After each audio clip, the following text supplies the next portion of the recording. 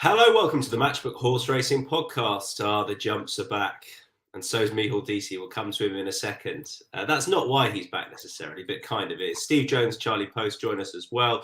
We've got a packed show for you. We're going to be doing a few from Doncaster because it's the last Group 1 of the season with the juveniles lining up in the Vertum Futurity. We've also got juvenile action at Newbury, and we've got 4 excellent races at Cheltenham to preview for you for their showcase meeting. First of all, it is an important week. It is Safer Gambling Week, and here to tell you a little bit more is Matchbook's Micheál Deasy.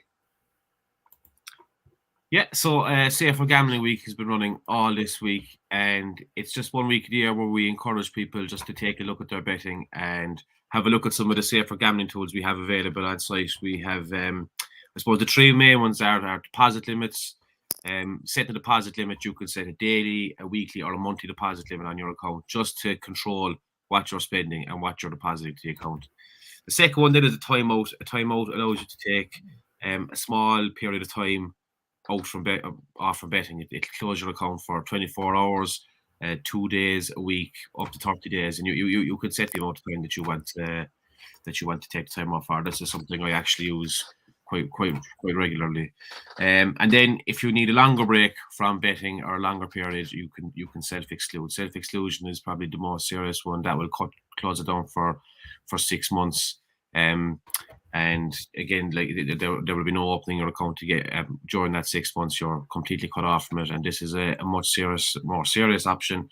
And if you're thinking of self-excluding, there are other tools available like GamCare and I was getting the address here now that you should be looking at as well. So it's just take a bit, go onto our site there, matchbook.com/responsible gambling, or click on the banner on the homepage and you'll be able to read more about it. Yeah, lovely stuff. It is important. We hope we embody the fun of talking about horse racing and gambling on horse racing, but fun it should be. And if at any point you feel like it's not, head to safergamblinguk.org. Head there anyway. There's lots of tools on the Matchbook site to help you along with that as well. Okay, let me tell you about the jumpers to follow. Given that the jumps are very much back with Cheltenham this weekend, the jumpers to follow part 2 pod that we did. Part 1 is up there as well. I still think we're 4 from 4. We are still 4 from 4. We've got one more runner, a Life in the Park, running tomorrow at Cheltenham. I'll come to that. But they've been going along very nicely. And I think only one of them has won at odds on so far. So they're all horses for you trackers. Really good stuff from the guys on there. There's 2 podcasts available for you. You can head to insights.matchbook.com for a recap of all the bets up there as well. That is going to be for this podcast and the Jumpers to Follow podcast as well. And don't forget to like and subscribe. That's really important if you want to follow each and every podcast that we put up there. Okay, Cheltenham, 205. We're just going to go in chronological order through Cheltenham. 3 mile, 1 furlong handicap chase. And give you the prices.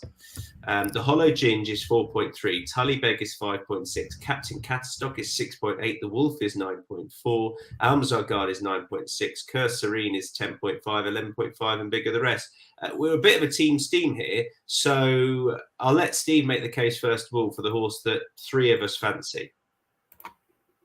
Yeah, which is Captain Catstock, who I think has got an excellent chance for a number of reasons. He likes Cheltenham. He won a hunter chase at Cheltenham a couple of years ago, but that's not really to his detriment because although obviously that is less competitive field, he was a very good horse, highly rated for Paul Nicholls before he joined for Fergal O'Brien. And since he's joined Fergal, he's gone on and kicked on again because he beat the Wolf, who's also in the field, in the Edinburgh National up at Musselburgh back in February, and he followed up at Cheltenham's April meeting on good ground. And that's the 2 angles in, really. He does like good ground, and although I'm not far away from Cheltenham, and although it is pouring with rain now, it would need to be biblical kind of rain to change the going to soft or anything approaching it. So he's going to get his conditions. He likes the track, undoubtedly. And he's a high-class horse who, on his former form, is still incredibly well handicapped. And I just think he's a standout in this race. Charlie, you agree? Yeah, completely. Yeah, as in, Fergal O'Brien has also carried all before him all summer, and the horses show no signs of stopping. I mean, the Wolf is potentially interesting, but first run from a wind up, I mean, maybe second time, maybe next time out is the time for him. But I don't trust. Sorry, Charles. I don't. The Wolf. I've nearly backed him a few times. I did at the track a couple of starts ago. I don't fully trust the Wolf.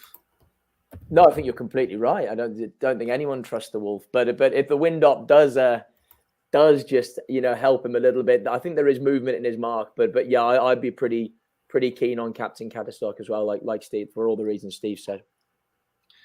Yeah, so it came down for me between those two horses, the Wolf and Captain Catterstock. And I remember interviewing Ollie Murphy before the Wolf ran at Cheltenham, and I don't think he fully trusts the Wolf either. But the point being that if the wind up has worked, I think he's a danger, exactly as you say. So yeah, I'm with. I think ground is all there for Captain Catterstock. Should go along very nicely here, and whether or not he's going to kick on in the winter months, I don't know. But I think this is the time to have him. Steve. Yeah, I was just going to say he's ridden by Liam Harrison, who's a really good young jockey, and we did a thing. Cornelius Lycett and Dave Yates and myself did a thing with Fergal's owners last night, and Liam was there. And Cornelius Lycett was saying to Liam, "I don't believe that you're a jump jockey," because he said that he'd never been drunk. Now, maybe it's a new age, Steve. It's a new age. It certainly is. But he said he'd never been drunk in his life. Yeah. Wow. Deasy could have been a jump jockey last night, couldn't you, Deasy? Yeah, a jump jockey's evening yesterday. It's well worth. If you can't, I mean, obviously, if you can see DC, it's great. But if you can't, just imagine a man who, I mean, the eyes they are open, aren't they? They are open. Just about, yeah. Well, just bright light shining him. Anyway, look onto the tip. The Hollow Ginge is the winner of this. I actually tipped him in this race last year, and he came second after being smashed up from a big price into. I think he went off 10.0. But he has one good run here, and it's always his first one.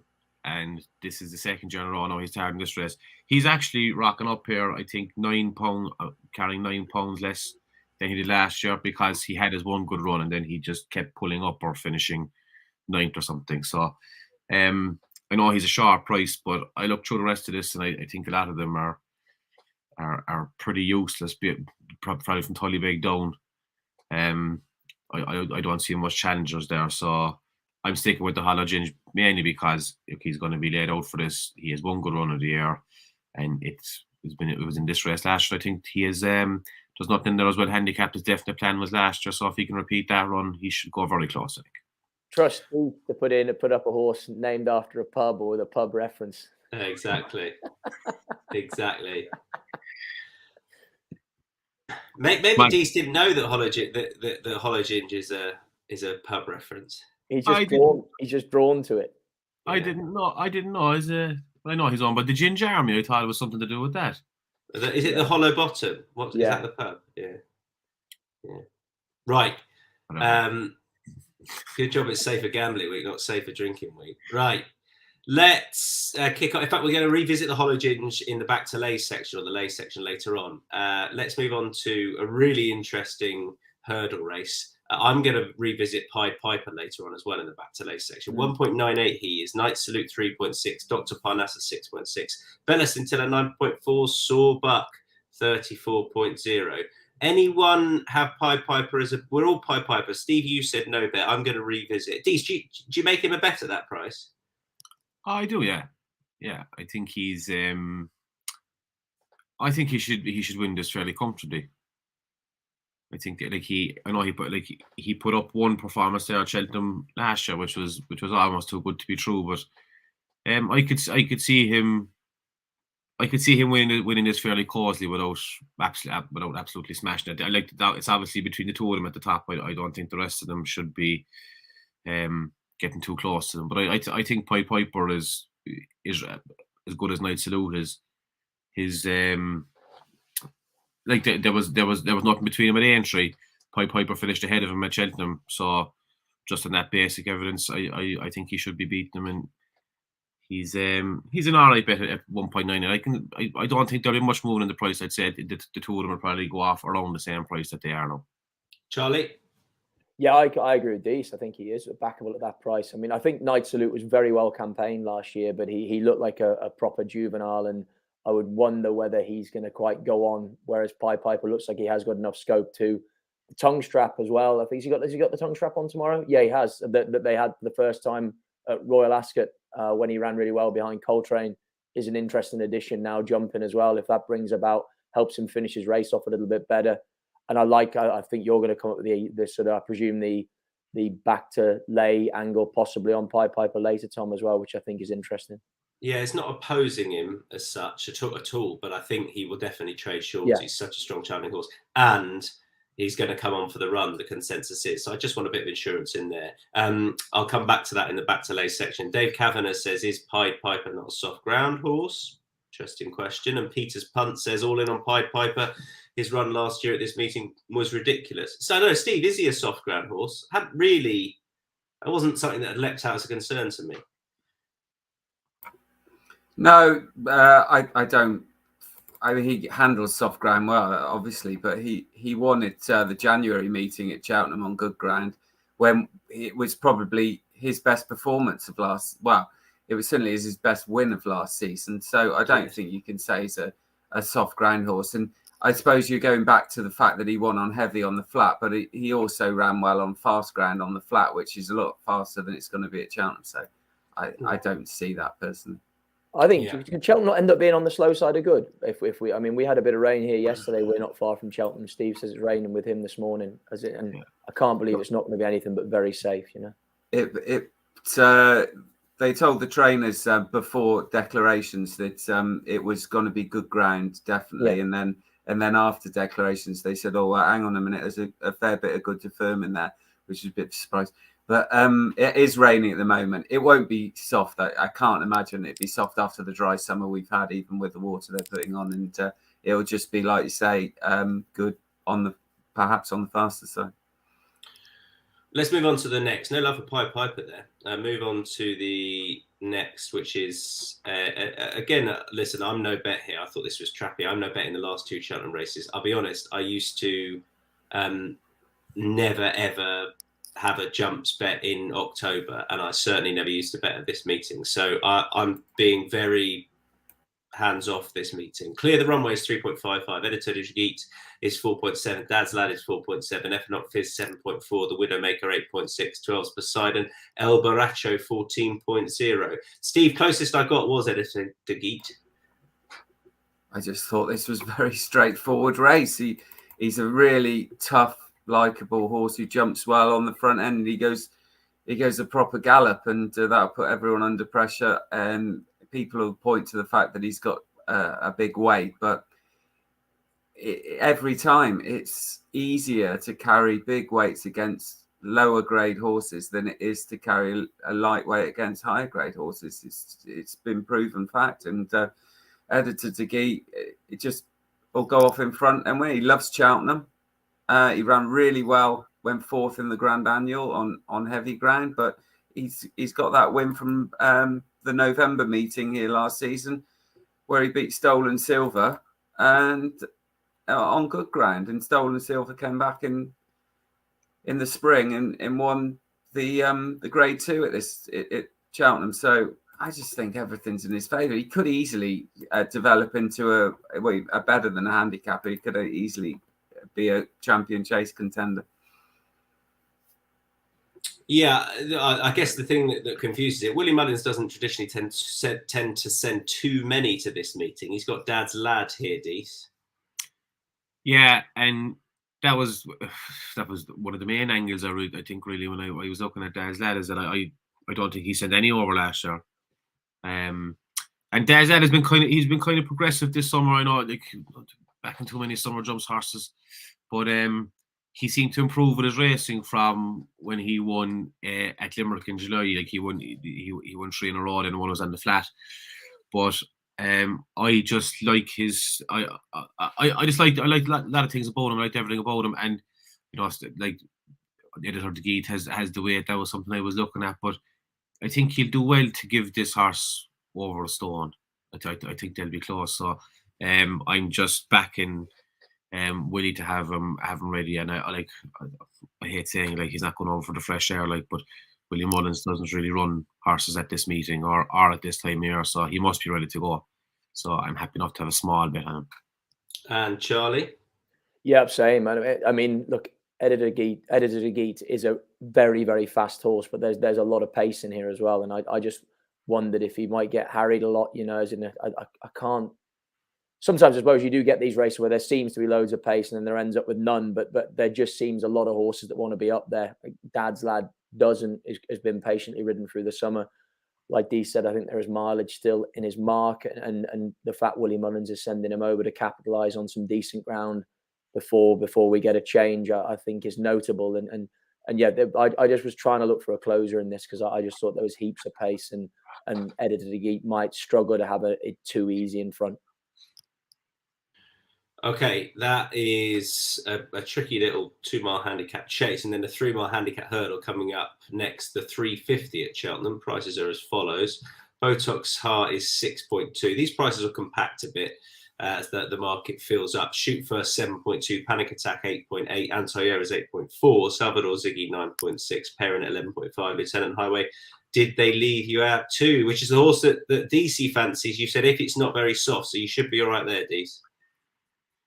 Yeah, he is a horse that I know that he prefers good ground.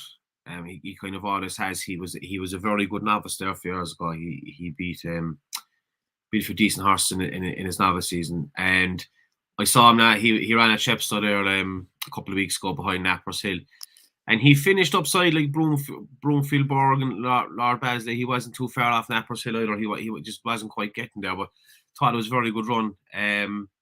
And I mean, if Broomfield Borg or Lord Basley were in this race, they'd probably be very close to the top of the market. So I thought that his price is quite generous, and I'm happy enough to have a win place bet off him. Although there was a few more in this noise up in as well, but I think I'll stick with him as long as the ground isn't gone soft, which I don't think it will be.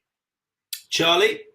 I thought this was really trappy, so it's a very small bet for me. I went with Panic Attack, win and place. I was fourth in this race last year, and then was very consistent through the season. Won at Cheltenham, beat Eglantine de Soy in April, and then backed that up with a good run at Haydock on that the Swinton Hurdle card where he finished second to Romeo Brown. She did, who was enterprisingly ridden. She's a 6-year-old as well, and I just think there might be still a little bit more to come. And like I say, she ran well in this race last year, so I'd have thought she'd be tuned up, which, I mean, sometimes they're not always in these sort of contests, but it's a small bet for me. I thought it was really tricky, this race. Yeah, that's why I'm sitting it out. Although Scandibird piqued my interest at a massive price, previous course winner, but no, leaving it alone. Steve? Yeah, I can't pronounce this horse. Antalya, I expect. Antaylor. Thank you, Dees. It's the horse trained by John Joe O'Neill, ridden by John Joe O'Neill, and has been a winning machine. Won 7 handicaps last season, which is quite an incredible thing to do. Started off at rated 94 and is now 136, but I don't think this horse has stopped winning yet. One of the few defeats last season was second to Marie's Rock at Kempton, and obviously Marie's Rock went on to win Grade 1. So the form is just very, very good. Loves decent ground and goes well after a break. So it hasn't run since May, but it's got an impeccable record when returning from a break of 100 days or more. So I just think everything is in this horse's favour. And going up to 3 miles seemed to bring out more improvement. Won at Haydock back in April. Missed most of the winter, presumably because of the soft ground. And then came back with that Haydock win. And I just thought at Cartmel, the track wasn't really to his liking. And getting it at Cheltenham would be fine. And so, yeah, I thought this horse would be favourite. And how do you say it? Antaylor. Antaylor. What does it mean? The tailor. Oh, wow. Very good. I think. he could tell us anything. Yeah, that's true. Absolutely anything, yeah. Yeah. It means 2020 cricket. One Ireland. Unbelievable. Yeah. Steve's favourite. Sorry, it means Taylor. It does. 2020 is Steve's favourite version of cricket, incidentally. He wouldn't score a half century in that, I dare say. Be a bit steady away, wouldn't he? For that sort of format. the blocker Jones. Right, we're done at Cheltenham, aren't we? So have we got any other bets now? It's on the running order. I should probably just look at that, shouldn't I? Yes, other Cheltenham bets. Right, I've got one, Ash Tree Meadow, who's doubly declared actually, but runs in the 210 today. So that's coming up pretty quickly. 210 today, Ash Tree Meadow. I really like this horse. It was one of my horses to follow for the year, but as in going into the spring, because I think he's a sort of horse that will be. I think this will probably be his last race before he gets put away for the spring, and he might just fall off people's radars. So I think he'll be interesting going forward, but I still think he'll win today. Ash Tree Meadow in the 210 at Cheltenham on Friday. DC, you've got one. I actually like Auchenrisk in that race against Ash Tree Meadow, Chris Gordon's horse. I can see him. I can see him having a good race there. And Shearer, good. Thanks, excellent. Yeah, I think he'll give your boy a race. And Shearer in the first race on Saturday. Thought he was very good. I thought he was very good the last day. Very well punted. They obviously think he's a good horse, and I think he can follow that up here because I'm not too sure about that John McConnell horse of that. So Shearer in the first race on Saturday. Shearer in the first on Saturday. Best Cheltenham bets. Charlie, your best Cheltenham bet. What did I put up as my best Cheltenham bet? Dad's lad. Dad's lad. Yeah. Dad's lad. Mullins bringing one over. Quick, taking advantage of the quick ground, and like I say, loads of speed in that race, which I think will suit him. Full of confidence. Yeah, exactly. That confident I'd forgotten. Dees, your best Cheltenham bet. I'm playing it very safe. I'm just going with Pied Piper because I think he'll win, basically. Well, my best bet is Pied Piper as a back to lay. So I just want that safety net. So I think the best way to play it, back him at 1.98. I think he'll travel all over this field, and if you can get out at 1.5, then that's what I'd be looking to do. Possibly even risk it a bit shorter, because my slight niggle is that he'll blow up a bit, and I just want that insurance there. But I still think he'll win. Maybe lay off half of it. That's how I play it anyway. Steve, the Taylor, Antiller. Oh yes. Is that how it is, Dees? Antiller. Taylor. Anti-law. Man, lovely. Yeah, not bad. Not bad. It's as good as it's gonna get. Yeah. How'd you call it? How'd you pronounce Gordon Elliott's bumper horse today, Tom? Oh, you told me. I forgot. I've forgotten what it's called. Is it called Army? Something like that. No. I'll be watching later. No. I'll be watching later. You told me, and you told me what it means. It means Meath. Mead, yeah. On V. On V, that's it. Sorry. On V. Yeah. Very good. He's that's what kind of guy DC is. He's so helpful. Just in case I'm working, he'll just ping me over how to pronounce it. There you go. Right. Where are we going next? Bit of Donny. No, bit of Newbury. Yeah. Good. 150 at Newbury. Horace Hill Stakes. Guess what? I've no bet in this. Shocker. Striking Star 3.3. Carraggio is 6.2, Lord of Biscay is 6.0, Gray's Monument 7.2, Knight 8.4. Bigger prices, the final few. Steve Jones, who do you like and why? I thought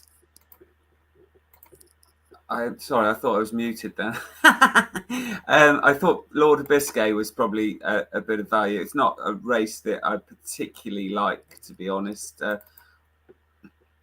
Striking Star was obviously very impressive at Sandown. I don't think the form is fantastic, but the impression he created was very good. He does wear a hood. I don't know. Didn't stop him first time, so there's no reason why it should stop him second time. But I thought this Lord of Biscay was very interesting. Got a real soft ground pedigree, and is half brother to Bayside Boy, who obviously was won on Champions Day in the QE2. And there's also soft ground horses all over this pedigree. So I think he's going to like the conditions, Lord of Biscay, and he won really nicely, and I thought that was a good race. There's a few winners come out of it at Yarmouth, and although it was one of those future stayers maidens where you're kind of it's done on the sires distances, and Lope de Vega though has absolutely no trouble putting speed into them. So Lord of Biscay for me. Oh, Lord of Biscay for Steve. DC? Like Christopher's horse, Knight, he won at, everything kind of went his way the last time he had a good draw. He came out and he just got the rail and ran away from him. But he won by 2 lengths, I think, very easily. He was actually entered in the Burton Futurity. He was entered in the big race of the day. He's turning up here instead, probably a bit of a softer race. And yeah, he's a nice price. I think he's about 8.0, so I'll have a little win place betting him. Actually, the Captain Veersper is a horse who I thought was rocking up here, and he would have been my selection. And then now he's gone to the Burton Futurity, so there are a few like that flip flopping. Charlie. Yeah, I just kept it simple. Just went with Striking Star for Charlie Appleby. I was slightly tempted by Gray's Monument. Territories, the horses by that sire tend to excel with slow ground, and he seems to have improved massively for fitting the blinkers and slower conditions. But yeah, in the end, I just came down with Charlie Appleby's horse. He won on slow ground at Sandown. I don't see the hood as a problem. He had the hood on debut. Like I say, handle conditions. Charlie Appleby's had an unbelievable season with the 2-year-olds as well. And so, yeah, I just played it safe, went with Charlie Appleby. Very good. Yeah, sometimes works to do that. Okay, Lord of Biscay, Striking Star, Knight going up there for the Horace Hill. Next up at Newbury is the St Simon Stakes. That's the 225. Hamish is, I would imagine, going to be pretty tough to beat here, but he was just a bit short for me to back. So again, nothing for me. 1.81, Lone Eagle 6.4, Passionate Glory 7.2. Bigger prices the rest. Who's with Hamish here? Charlie, do you make him a bet? 1.82? Just about, yeah, I do. I think, he was second in Irish St Ledger on his penultimate start, and then he was very impressive at Ascot. He has to concede weight all round, but he deserves to, and he'll love conditions as well. So I thought he'd be really tough to beat. And yeah, anything getting towards, like what do we got, 1.81? I think is actually fair and reasonable, and I think he is backable at that price, Tom. Yeah. Okay, and agreeing with you is Steve with another one. Yeah, was looking at those prices, I'd probably be a no bet because I think, like Charlie says, Hamish would be incredibly hard to beat, especially if they get more rain.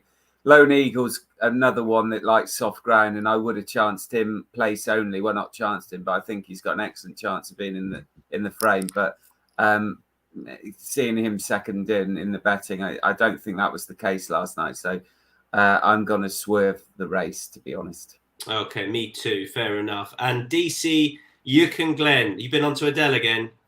No, I haven't given them a shout at all. But hopefully this fella will build another wing in the house for them.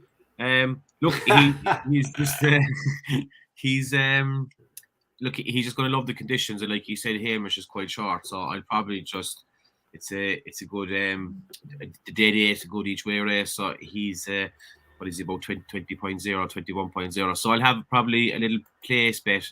I'll have a small bit on the win just in case, but be mainly a place bet, and I might do a forecast with Hamish as well because he's got his conditions now. He's got proper soft ground for the first time this summer, I think. Okay, a couple of shouts there for the St Simon, and then we move on to Donny. We've got 2 more to go, so we're going to start with the 3 o'clock. It's the Doncaster Stakes, and this was an interesting little contest with Aesop's Fables dropping back in trips. 2.38, Bresson 6.4, Hispanic the other end, O'Brien Runner is 5.7, 12.0, Woodall 13.5, Aldacian 14.5, Simple Man. I've set the last few out, so I just start off here with when I saw Aesop's Fables at the top of the betting, I thought take on job all day long. And then the more I looked at it, the more I thought dropping back in trip, dropping down this significantly in grade, I can really see it. And he should be favourite. And actually, I think he's going to be difficult to beat. So I'm not going to lay him. I'm not going to back him. But I am just going to chance the lightly raced Simple Man, who I was pretty impressed with last time at Nottingham. Now, it's going to be slightly easier ground. Henry Candy's, he's one of those for me. If they do win first up, they could definitely kick on for it. He was pretty professional on that debut, but I still think there could be a bit more to come. And as far as pedigree goes, he should appreciate stepping up in distance. He was, I know he was a big price, but he was strong enough at the line last time. He's a win and place bet for me at chunky double figures, purely because I had to leave the favourite alone, but I thought there was enough about the race to have a go at, particularly with 9 runners in the race. Charlie? Yeah, I'm in agreement. I mean, I think Invincible Spirit should be fine on slower ground. Like you say, going up a little bit in trip would be no problem. He was a breeze up horse, so I suppose he was professional enough. But I think Tom, he's Henry Candy's only 2-year-old winner this season. I mean, granted, only from a few runners, and like you say, he's a sort of trainer that you'd flag up that if one wins on debut, you would hope that they must be reasonably smart and that there's a bit of scope for them moving forward. And he seemed to talk pretty politely about the horse after Nottingham as well. So, and again, it was just price related. I thought the ones at the top of the market were there was an ability there to take them on if you wanted to, and at the price that he is, win and place for me, I thought was quite interesting. Okay, Steve Jones. Yeah, I get it with the favourite Aesop's Fable dropping back in distance, but I think that'll suit Brezen as well. Went for home a bit too early at Salisbury, but went through the race really, really strongly. And going back to 6 furlongs on soft ground, which Brezen is bred for, the Dam Shutter Speed was a good horse on soft ground. And Dubawi, the stallion, goes on soft ground. But you can see with that pedigree why they've tried to go over further. But I think this horse definitely on soft ground over 6 furlongs is the key, and swapping blinkers, swapping cheap pieces for blinkers now. Might be a case that it's just a bit of a weak finisher, but I'm gonna keep the belief that it's the 6 furlong distance on soft ground that Brezen needs. Okay, Bresson for Steve and DC. Yeah, I just gone for Nick O'Brien's horse there. Although he's stepping up in distance. This is his second go at 6, but he was out early in the season. He ran in the Windsor Castle. I think he finished 8th there, 5 lengths behind Little Big Bear, and he came out and he won the next time at Tipperary and yielding to soft ground, which, like, if it's soft ground in Tipperary, it's pretty soft. So he should definitely handle the conditions. I think stepping up to 6 could be a good thing for him, and he's a nice enough price. He's about 13.0, so I'll have a little win place betting him. Simple Man in a couple of places for us, and then Bresson and Rodeo for DC. And then the juvenile feature, well, I suppose the flat feature of the day, which is the Vertem Futurity. August Rodin is 1.99. Epictetus is 5.3. John Gosden had 2 in the race originally, and then he's chosen to run a rest in the Criterion de Saint Cloud. Holloway Boy, 10.0 with headgear on. Stormbuster 13.0, King of Steel 13.5, Salt Lake City 17, Big Prices, Dancing Magic, and Captain Viersba. August Rodin just wins this, doesn't he? I thought that was a fair price, round about 2.0. Yeah, he'll piss up, I'd say. Like there's a couple of them are like I was going to back a rest if he ran, but he's obviously gone to France. There's a few other ones I'd say they're just people are avoiding him. Even Dunica he did an interview the other day and he said he wasn't going to run a horse there because there was no point running up against the Gus Road, and Aidan O'Brien likes him a lot. This is a race he does well in. Good few 2,000 guineas winners have come out of it. Yeah, I just think that like he usually sends one of his best 2-year-olds over here, so keep it simple and just back him. Yeah, I think the race record is big. I mean, John Gosden certainly hasn't won it of late. His best chance probably came a few years ago with Roaring Lion, who gave way to Saxon Warrior. And I was really impressed with Epictetus last time, and he'll come on a good bit for that. But I thought August Rodin was impressive in Ireland. He looks a bit of a grinder, to be honest. I think he's too flashy. I just think this will suit him ideally. The mile at Donny and Yeah, whether or not he's a out and out Guineas horse, I don't really know, or whatever he's going to do next year. I feel like he's the horse. I feel like he's a horse for this race for now. I could see others improving past him next year, perhaps, but I thought he'd be shorter. So August rode him for a couple of us. Steve, place only.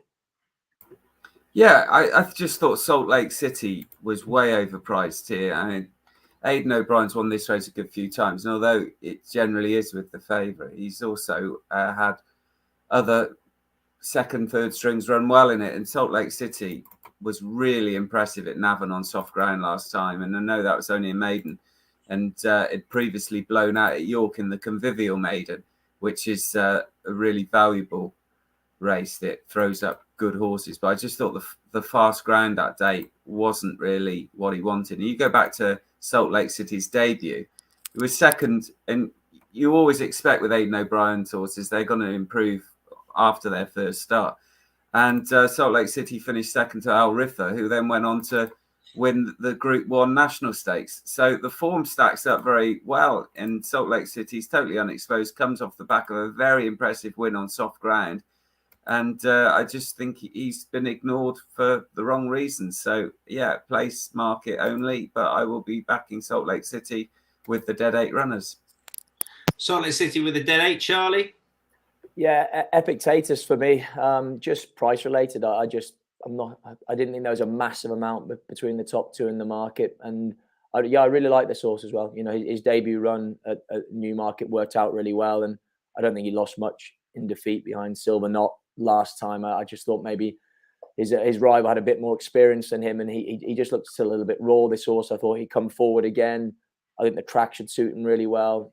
I don't think a bit more cutting the ground to be a problem. And yeah, I just think he's very, very likable. He's got a lovely way of racing, lovely way of going about his work. And if he steps forward a little bit at 5.0, I don't know. I just thought there was a bit more value in the price than the favourite in this. Yeah, okay, fair enough. That's the Vertem Futurity. We're all done there. We're going to come to other bets then on the day. Can be anywhere really. One of them that I forgot to mention was I can't remember whose horse to follow. This was Life in the Park. Anyone was that a Don McLean? I think it was. Henry de Bromhead's horse, Life in the Park. One of the guys put up on the podcast. I think it was on the Jumpers to Follow podcast. I think it was Don. Life in the Park runs in the 2:25 at Cheltenham under Darrow. Keith won at Listowel on Chase debut and runs in that 3 mile half a furlong race, the 4:25 at Cheltenham. It's the Novices Chase.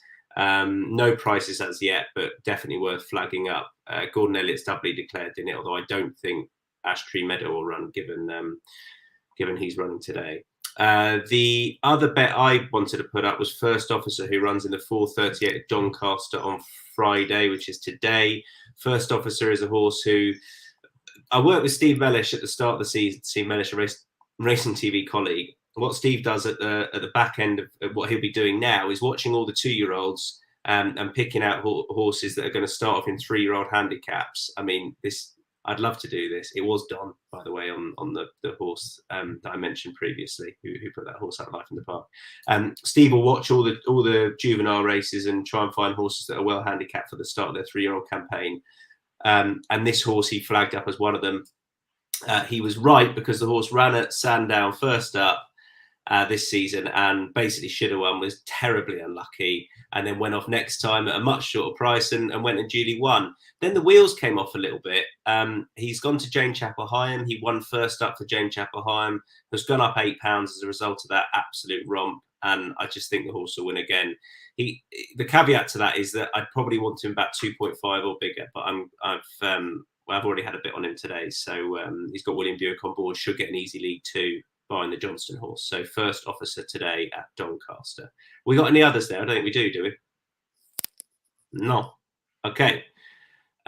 Best lays or back 2 lays. How are we playing the Hollow Ginge, Steve Jones?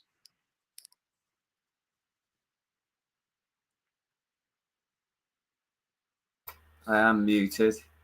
The way I'm going to play the Hollow Ginge is to take him on in the place market as well. If I can just get the race up, I'm going to lay him to place, but I do get the point that he's a horse that does travel very well when he's on song. And last year in this race, they went to the front too soon and he got mowed down. But I think a back to lay, because he will, if he is on a going day, he will trade a lot shorter and might not well win because he's a horse that is a bit tricky. But if you look, the last 2 seasons, he's run 10 times. He's only been placed once. So, okay, it was in this race last year when he was runner-up. But he's failed to complete the course, 6 times he's been pulled up? It might just be the fact that he's had enough. And this wouldn't be the most competitive race that he's ever run in, but I just can't have him as favourite. I just think that is insane, personally. But so I will be backing him, laying him to place, and then having a small back to lay. Okay, Charlie, you and I are playing the same race, but slightly differently. Yeah, I'm just going to lay Knight Salute, Tom. You know, as in, like I say, I massive credit for the way he was campaigned last year, but he just looked to me like a proper juvenile, and I like I say, I'm willing at the price. I'm willing to take him on to tomorrow, because I'll be interested to see if he can sort of make the step forward into open company. And by the same sort of token, I think Pied Piper has loads more scope in him. You know, I think he could make up into a champion hurdle contender potentially. Okay, and I'm Pied Piper back to lay as well, but I do want to point out that is not because I'm against the horse at all. I just think, particularly because I never used to have a bet in October, I just think I want a little bit on my side, and trade out of it, because I'm convinced he'll trade shorter than the 1.98 or whatever he is at the moment. He's a strong travelling horse. There's just a chance he will need the run. There's a small chance he'll blow up a little bit. I still think he'll win, but I think he'll trade a good bit shorter. So I'll be looking to get out probably under 1.5, maybe only half a stake get out, Pied Piper, but I'm convinced he'll travel a good bit shorter. And then best bets. You didn't have a back to lay or a best lay, did you, Dees? No. Good. Right. Best bets. DC. I'm actually, my copy your one there, Tom. I think the August Road and Pied Piper double is something that everyone should be doing this weekend. So I'll roll. I had Pied Piper up originally, August Road and put up originally, but you were after sticking in Pied Piper there, so I'll roll in behind you. Okay. Hello, Giles. Giles is along. Let us know your best bet, Giles. I'll get it out before the end of the show. There's a few that have been put in there. Hit the like button, everyone, and get your best bets out there for who you fancy this Saturday. Charlie, who's your best bet? Away from Cheltenham, going Epictetus. I'm going to take you 2 lads on. Like I say, I think there's a real bit of value in that price. 5.0 is nice for me. I like that. Okay, well, I'm the Pied Piper, even though he's my back to lay. I'm not laying off the whole stake. Pied Piper, August Road in double. I struggle to see those beat. Steve, your best bet? I'm sticking with Cheltenham in Antilla, if that's how you say it, Dees. I've forgotten. The Janjo horse in the Port Thames qualifier. Yeah. Call him the Taylor. That sounded like a half-assed sneeze, Steve. Antalleur. That's right, isn't it, Dees? Antalleur. Right. Lure like a fishing lure. Steve, you go fishing. Lure. Yeah. Tie the lure. Done. DC's just coming to life, isn't he? Look at that. Here we go. What's Gaelic for hair of the dog? Right. We're done.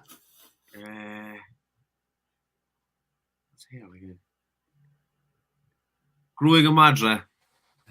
Very good. Tell you what a great show this has been. Yeah. Good. Trevor Clark says Q Serene, good bet this Saturday. Salt Lake City win and place with the futurity for Giles. Keep them coming in. Good stuff, even if you're watching on record. I hope you've enjoyed that. Remember, play responsibly. It is Safer Gambling Week. Steve, Charlie, Dees, thank you very much indeed. We'll see you all again soon. Bye-bye.